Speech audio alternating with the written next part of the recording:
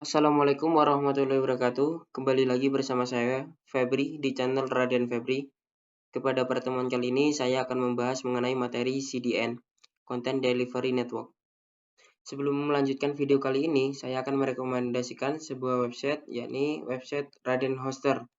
Nah, Raden Hoster ini penyedia layanan website hosting yang ada di Indonesia. Tidak hanya hosting ya teman-teman, di sini ada email hosting, kemudian ada VPS juga, dan ada domain, dan ada juga beberapa website instan ini, yakni nantinya kalian bisa tinggal klik dan tinggal pesan. Nah, di sini sudah memiliki template WordPress.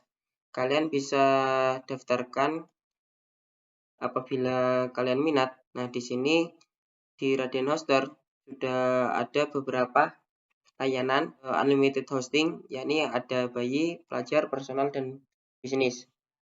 Di sini kalian bisa langsung klik saja, pilih paket salah satu. Nah, kebetulan yang saya pilih tadi paket yang ada promonya ya teman-teman. Nah, di sini kalian tinggal bayar Rp1.377.000. Kalian sudah bisa menikmati layanan hosting selama 3 tahun dan gratis domain. Nah, di sini di layanan Raden Hoster tanpa VPN ya teman-teman. Kemudian kalau misal sudah memesan, misal saya akan memesan. Nah, kalian langsung tambah ke cart.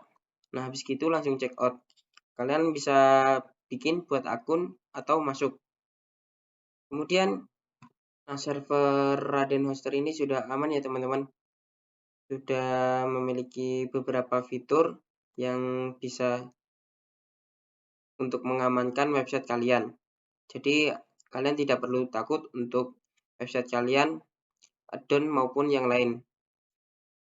Oke, sebelum melanjutkan videonya, bagi kalian yang belum subscribe, alangkah lebih baiknya bantu subscribe agar channel ini dapat berkembang dengan cepat. Oke, yang pertama pengertian CDN. Nah, secara simpelnya CDN itu jaringan web yang terdistribusi secara geografis di seluruh dunia. Untuk apa CDN? Untuk meningkatkan kinerja dan meningkatkan skalabilitas pengambilan konten, yakni di konten website. Nah, bagaimana caranya menggunakan CDN itu? Dengan mengizinkan beberapa penyedia konten untuk mereplikasi konten mereka di network of server, yakni di jejaring server-server. Kemudian di sini ada ilustrasinya. Nah, di sini saya ilustrasikan yang pertama ada server, yakni berisi web server ya teman-teman, dengan domain radenfebri.my.id. Kemudian di sini ada klien 1, klien 2, dan klien 3. Oke, setiap klien ini bertempat di negara yang berbeda-beda. Misal klien 1 ini ada di Indonesia, sedangkan klien 2 ada di Amerika, sedangkan klien 3 ada di Kamboja, sedangkan server ini ada di Malaysia. Misal kayak gitu ya teman-teman. Saya akan jelaskan terlebih dahulu di bagian klien 1 ini. Nah, klien 1 ini semisal dia mau merequest ke server, habis gitu sisi server ini akan mengirimkan sebuah file-file, yakni file HTML, CSS, JS, dan lain-lain yang berada di database dia akan mengirimkan ke klien 1 tersebut. Nah, sedangkan itu klien 2 dan klien 3 ini mau merequest juga ke server. Otomatis si server akan mengirimkan juga ke klien 2 dan klien 3. Nah, apabila di sini secara bersamaan klien 1 dan klien 2 dan klien 3 mengirimkan request secara bersamaan, otomatis server akan mengirimkan file-file dia yang bagian terdekat terlebih dahulu. Otomatis kan kayak gitu ya teman-teman. Misal kan klien 1 ada di Indonesia, klien 2 di Amerika, klien 3 ada di Kamboja, sedangkan server di Malaysia. Sedangkan itu server ini akan mengirimkan file-filenya yang di daerah terdekat, maksudnya di negara terdekat terlebih dahulu. Nah, terus apabila kalau klien 1000 ini, lebih dari 1000 malahan, maka si server ini mungkin akan merasakan beban yang sangat berat. Karena banyak klien yang request, otomatis si server akan mengirimkan beberapa file-file ke klien. Jadi dia akan merasa terbebani. Kayak gitu ilustrasinya teman-teman. Semoga dapat dipahami ya. Nah, pengertian CDN sendiri secara detail yakni CDN adalah sarana untuk memindahkan beberapa atau semua beban pengiriman konten, terutama konten statis dari konten asal. Server replika yang mengirimkan konten atas nama server asal disebut dengan server CDN. Oke, semisal yang mengirimkan tadi itu kan si server ini kan ya teman-teman. Nah, itu disebut dengan nama server asal. Disebut dengan nama server asal atau disebut dengan server CDN ya teman-teman.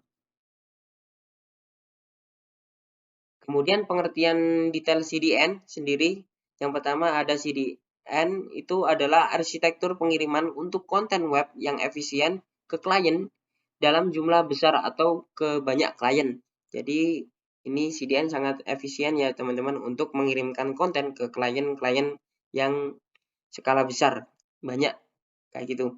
Kemudian CDN ini dioperasikan oleh perusahaan yang dimana perusahaan ini nantinya akan memberikan biaya layanan pengiriman. Nanti perusahaan ini akan memberikan charge ke kita pengguna CDN ya teman-teman. Nanti itu akan diberikan biaya entah itu berapa tergantung kita pemakaiannya. Kemudian yang ketiga, kita bisa melihat CDN digunakan hanya jika kita melihat permintaan DNS yang sebenarnya atau membaca source HTML dari suatu halaman web.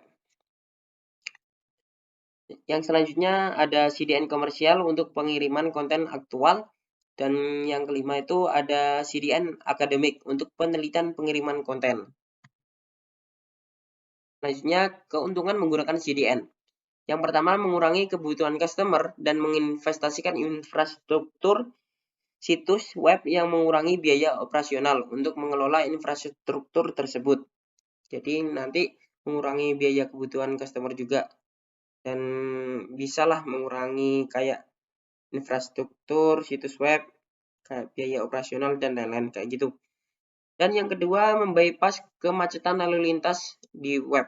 Nanti CDN akan membantu kita agar website kita itu mudah diakses dengan cepat. Oke, yang ketiga, meningkatkan kualitas, kecepatan, dan keandalan pengiriman konten. Nah, yang barusan saya ceritakan ini tadi, yakni mengenai kecepatan dan keandalan pengiriman konten. Jadi nanti, semisal saya akan mengakses radenfebri.my.id secara bersamaan maupun skala besar, nanti itu akan mudah dan cepat, kayak gitu. Dan yang keempat, mengurangi beban origin server atau server asli. Nah, jadi akan mengurangi beban tuh dari server asli. Nanti akan ditampung di CDN biar tidak terbebani server aslinya itu. Oke, selanjutnya. Nah, di sini ada gambaran menggunakan CDN. Di sini saya berikan dua gambaran ya, teman-teman. Yang sebelah kiri ini tanpa menggunakan CDN, yang sebelah kanan menggunakan CDN. Saya ambil contoh menggunakan CDN dari Cloudflare. Di sini sisi pengguna, kalau yang tanpa menggunakan CDN ya teman-teman, sisi pengguna ini, tiga-tiganya ini langsung mengarah ke server kita atau ke server hosting kita, kayak gitu.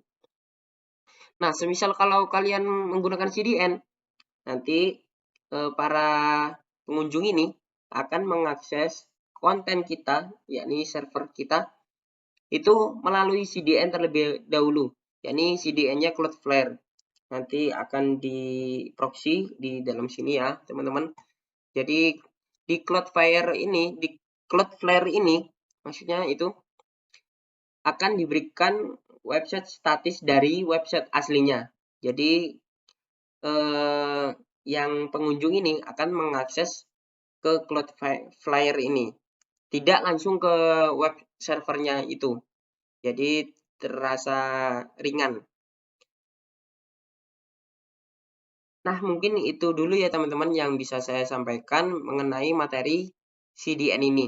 Mudah-mudahan bermanfaat materi ini.